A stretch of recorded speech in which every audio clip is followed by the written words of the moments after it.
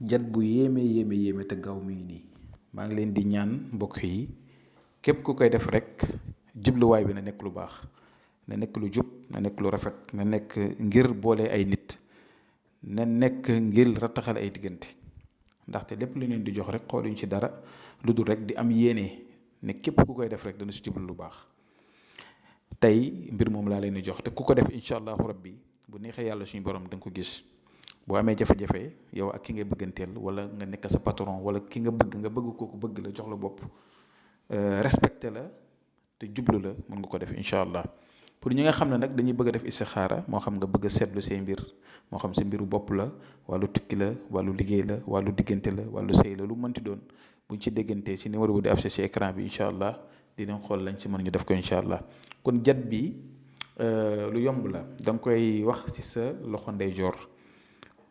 bind naa ko ci arab bind naa ko itam ci olofal moo nekk noonu suuf maanaam da ngay wax sakkum kassin nakkum kassin wa min kassin sakkum kassin nakkum kassin wa min kassin da nga koy wax ñetti yoon nga ëf ko sa loxo ndeyjoor.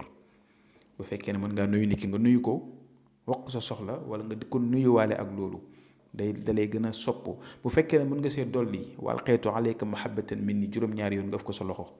maanaam ginnaaw boo waxee sakkum kashin nakkum kashin wa min kashin bu la neexee teg si wa alqaytu alayka mahabbatan minni dégg nga def ko juróom-ñaari yoon bu la neexee nga waxturu nit ki tam ñetti yoon nga ëf ko sa loxo dem nuyu ko.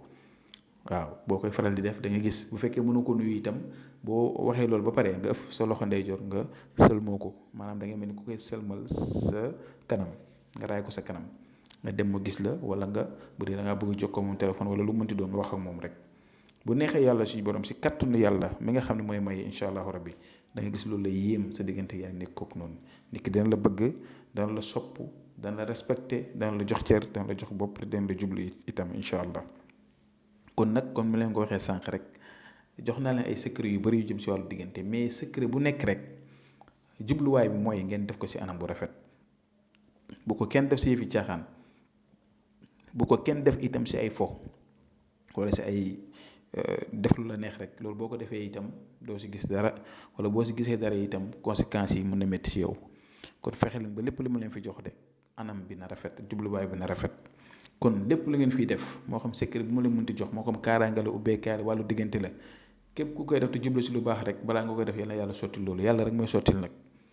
lu am yàlla la neex waaye ñu ngi ñaan si yàlla mi ñu mayee yàlla na yàlla defal leen tawféex faj seen aajo yi ñëpp si zaahir rek si baatin. kon tey lii laa leen indi loon ñu ngi yem fi ba suba jàmm incha allah asalaamaaleykum wa rahmatullah wa barakaatuhu.